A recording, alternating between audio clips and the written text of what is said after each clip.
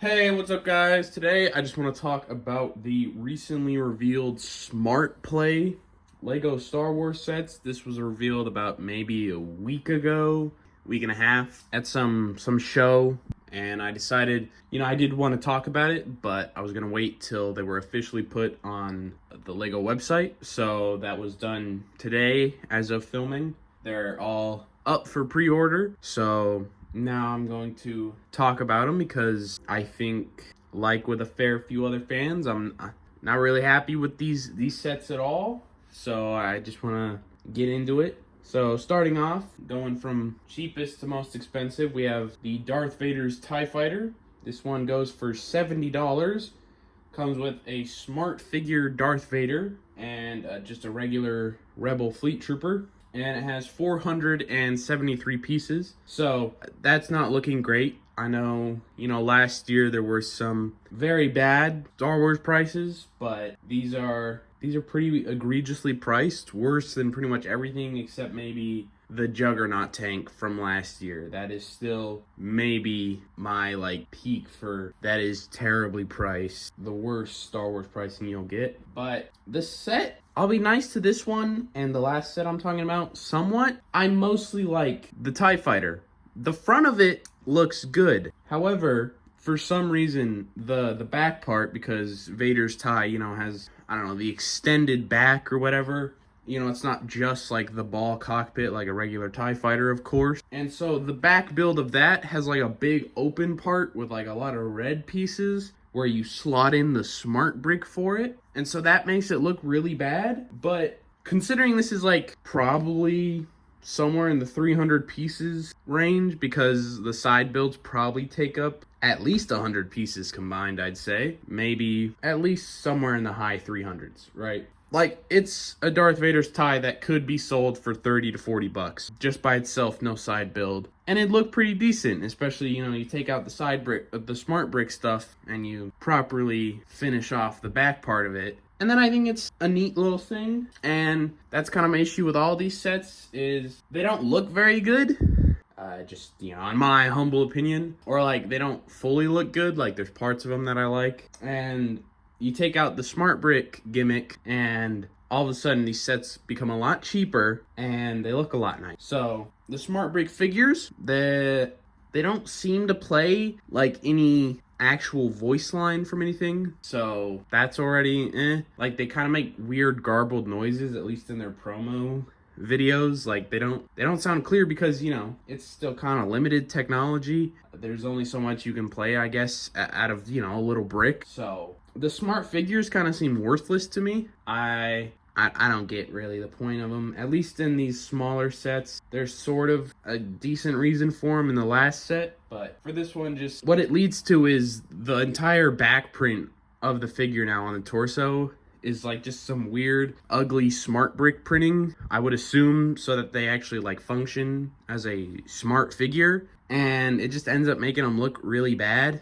And at least in Vader's case, he has a cape, so it doesn't matter that much. But on other figures, I'm like, man, even as a kid, this would bug the hell out of me just for them to be able to play shitty sound. And the worst thing was when they got officially revealed, it was found out that the ships and stuff don't play the Star Wars noises, right? The TIE Fighter doesn't make the TIE Fighter noises, which, I don't know, is some pretty iconic sound design, I'd say. I think any Star Wars fan can probably imagine, what a TIE Fighter sounds like, and, even make attempts to replicate it, themselves using your vocal cords. It's just generic kind of pew-pew ship noises, which isn't really great and kind of makes the smart bricks worthless to me. All right, so you're not even getting the iconic ship sounds played at any sort of decent quality. So it just ends up being, why can't you make these playsets more affordable, and then a kid can kind of just make the sounds themselves, like every kid has probably done,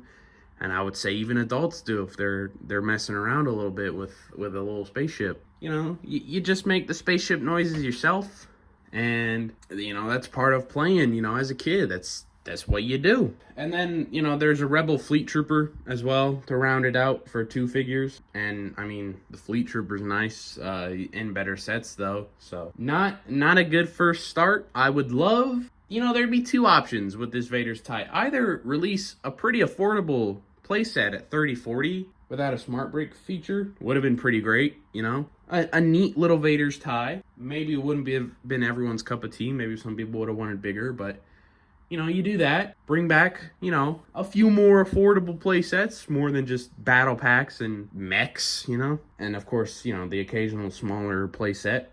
Or if you really need a $70 price range, you can build out, I think, a pretty nice Vader's tie with that. I mean, the TIE Bomber was around that price range.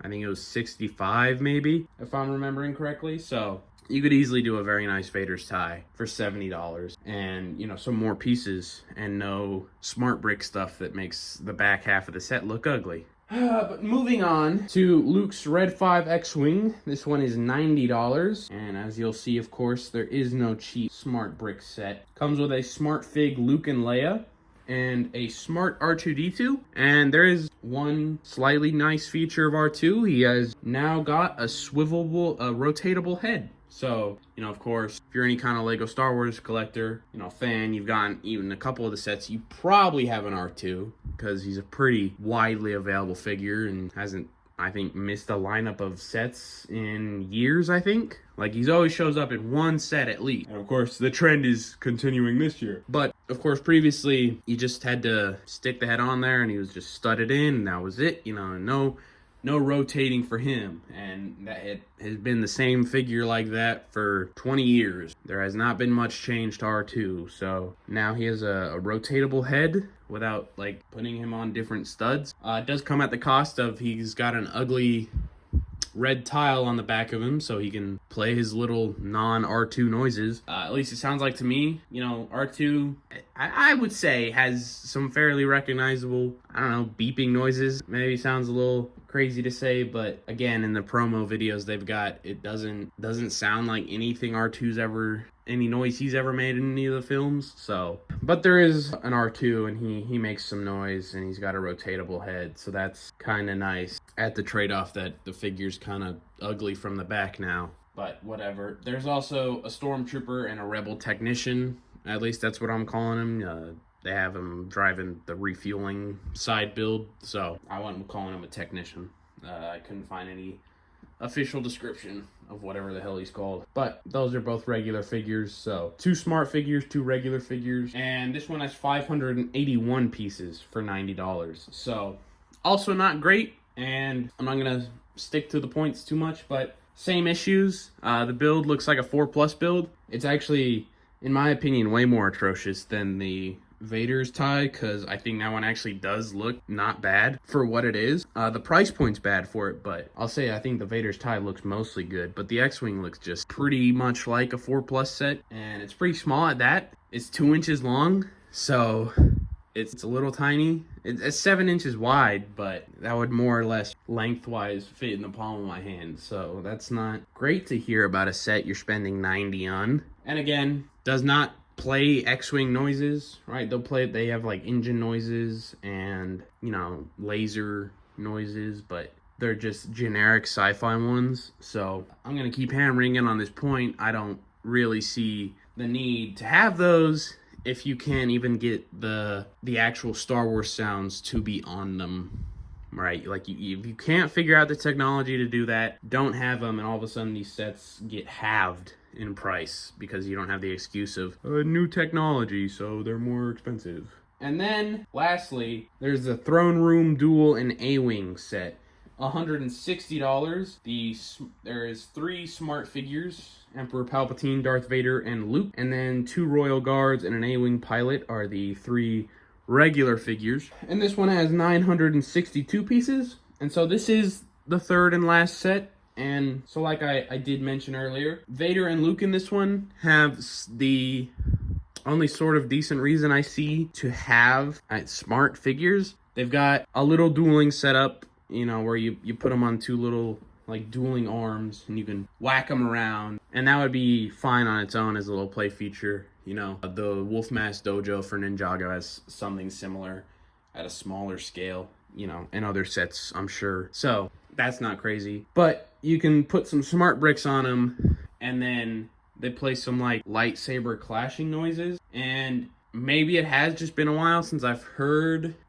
exactly what it should sound like when two lightsabers clash, in all the different movies, but at least for this one, they sound right. Like, they do sound more or less like the Star Wars actual sounds. Maybe not exactly, but if it's not actually any lightsaber sounds from the movies or anything, it at least gets close enough where I'm like, okay, sure, they kind of have a point here, I guess. I mean, yes, a kid can still absolutely just make the sounds themselves when they're playing and smashing their figures together in a lightsaber duel, but at least for that one, it does replicate the sounds. Some of the other smart brick, I think it works with Palpatine, would be my guess, but you put Palpatine on his throne with a smart brick behind it, and it'll play like a kind of shitty sounding Imperial March, or a piece of it. So that seems to be the only other like official Star Wars sound or music piece. So it plays really bad Imperial March. Technically, it's like the wrong song. That's never played in the throne room. The Emperor has his own theme in that movie, but whatever. The Imperial March is the most iconic one, so I get it. This is another set where you take away the smart brick shit, and it's a lot more worth it, It's the A-Wing could be its own little set for like 20. It's a nice little A-Wing. Probably I'd personally prefer a more scaled up A-Wing, just slightly bigger, but that for $20 with just the A-Wing pilot, I would buy it, Like, I'm not gonna buy this set, but a little $20 A-Wing set, absolutely. Even a throne room duel for like, I don't know, take away some of the side stuff, take away the A-Wing, maybe it's down to 600 or 700 pieces. $60 throne room set would be the most affordable version that's been released in the past few years. I would probably pick it up, The Royal Guards are cool figures, and then I wouldn't mind another Palpatine, Vader, Luke. I still don't think I have a episode 6 Luke specifically, so that would be something to have with that. But just as it is, all these sets, this new feature with the smart brick, it's primarily promoted to children, right? That's pretty obvious, I think. I don't think a lot of adults are gonna get much out of that. Especially, I think, I would like to assume a lot of adults would be like me and would care more about, hey, this doesn't even play the actual sounds of the movie, so what do I really get out of this, I could have spent half the money and then, fucking queue up the sounds on YouTube or something. Use my mouth, I mean, it'd be that easy to do better. And of course, the other thing is, they're all expensive, right? None of these are cheap set, right? 70, that's not, prohibitively expensive. Neither is 90, I say, but that's not a small purchase either. So like, these are entirely out of the range of even a kid with like allowance or something, or I don't know, a reasonable amount of birthday money or Christmas money, like, I don't know, you go with what I've been saying, you do a $20 A-Wing, that's something a kid could get. And they don't need a little smart brick to play noises for them. I think a kid would be just fine with just swooshing around the A-Wing and playing around with it and having fun, because, they've been doing that for years now. Like, I think kids still do like Lego, like, as much as more and more adults have gotten into it and Lego has shifted more and more focus to adults, like, kids still like Lego, and I don't think they need gimmicks to like it. I think a kid will still enjoy just swooshing around a cool spaceship. So, a $20, $30 A-Wing, a $40 Vader's tie, that's, maybe still pricey for a kid, sure, but that's a little more in the range of possibility. I wouldn't even release that A-Wing because it would need a lot more piece dedication to even look half decent. But, $160 set, obviously there is play sets that get released like that. But usually, it's a big, imposing spaceship that's definitely reserved for adults who can afford it, who want it for just their collection. Or, that's a big gift for a kid on a Christmas or a birthday, where the parents are able to get that, whether they're well off enough to get that and other stuff, or that's the one big gift the kid gets in the year. That is how my Christmases went. I would get a set or two throughout the whole year. So, I don't think the whole it's for kids aspect works, because I don't think a smart brick gimmick is needed to have the good play sets. And so it just leads to Star Wars sets that are already struggling with being way overpriced, being even more overpriced. And I think it's especially been a big issue with play sets, because you really are going to kind of price out kids to where, like I said, with the whole allowance or birthday or Christmas money or whatever, they they have no opportunity to get a lot of stuff. And so it ends up being like that is entirely adult only, but they're still trying to focus on kids. And I get, of course, yes, parents buy stuff for their kids. It's not kids having to buy their own stuff all the time. But I think parents would be turned off from this too. So I don't like the smart brick idea. And of course, we know from leaks and rumors that there is at least a couple more with at least smart figures and stuff. I don't remember from the rumors if there's more smart sets themselves coming out, or if they're the compatible ones, because that's a thing. They're releasing ones that are like you're able to add a smart brick or a smart tile they have onto it and it works with it, but it doesn't come with the stuff by itself. So those sets should be at least better priced and hopefully look a little better. But we know that I think there's a lot of Mandalorian and Grogu sets rumored for the new movie. So that should be most of May, it looks like. And those aren't smart play sets, they're normal. And there should, of course, be other normal sets coming out in March, May, etc. It's just, I guess, just May. These are all March sets. So March looks like it's going to be a bad wave. And I think it's a mistake. And I think, like a lot of other gimmicks Lego has tried, it's going to fail at some point, and it'll be canned pretty quickly. But maybe I'm wrong. Maybe this shit will sell like hotcakes, you know? Maybe I'm just a small minority, and these are actually going to be very popular. But I do have a slightly hard time believing that. And I guess just to finish up, is a charger for each of them included.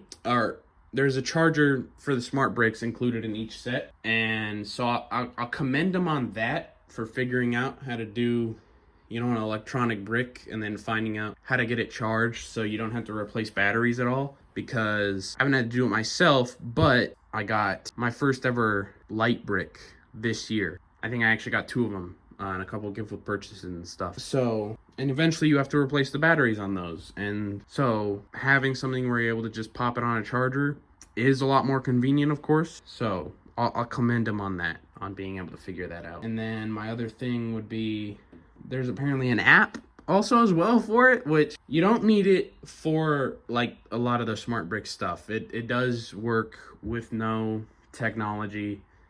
But according to their little description for the sets, it's to troubleshoot problems, control sound levels, and download updates for it in the future, I guess. So I just, even having to do that, I'm like, app sort of, I don't know, integration, maybe would be the word, has never worked for Lego and seemingly never will because, Lego is what, adults want it so they get off screens for a bit. Parents want it for their kids to get off screens for a bit. Like, it's meant to be something where you're not using a screen when you're, building Lego or playing with Lego or whatever. Like, it's meant to be screens off. And again, mostly the sound brick does work without it, but I just think even needing it for any of that stuff defeats the purpose of Lego, and it makes it gimmicky. And I think it's an unneeded gimmick that just unnecessarily raises prices, and I really hope it just dies out with Star Wars. I know technically I think it was introduced in Lego City in a couple sets, but I hope these Star Wars sets bomb and fucking kill it immediately, because I really don't want to see more of these. I guess the only good thing is it saves my money on this, and I can focus more on Ninjago, I suppose, because there's some cool stuff coming out for that. And I will say I hope it doesn't spread to other themes, because I really don't want to see this in Ninjago or anything, where that theme is already struggling with pricing mid-tier playsets to be well priced. But I also think this was just a mistake to lump in with Star Wars, because you already got the Star Wars tax. You already got these sets a lot more expensive than other stuff. I guess value-wise, like, to what you get in other sets. And now you're adding essentially another tax on it from a new technology thing that the new development costs money. So now you put the cost of that on each set. And these are all horrendously priced to an absurd degree. And it's not the usual like Star Wars and 18 plus tax that a couple other sets got hit with this January from Star Wars that look really badly priced. And I think my last piece on this is, if they did really, really want to try out the smart brick thing, I think, and this is not an original idea of mine, but I agree that it should have been sold separately. You should have made stuff able to be made compatible with it, but it should have been, you know, you buy a smart brick pack that gives you a smart brick and some tiles or whatever, and then, I don't know, figure out a way to get it customized to the sounds you want the smart brick to have. So if you want it for an X-Wing, you know, sell that separately so that, you know, you have, say, a $40 Vader's TIE Fighter that looks very nice, and then you can add on a smart brick to it if you really want it to play some sounds, instead of lumping the smart brick in, making the set look worse, and making it more expensive. But that's all I have for today. You know, leave a like and subscribe if you want to see me talk about the other March, May Star Wars sets that will be revealed some point next month. And I'll see you in the next one. Peace.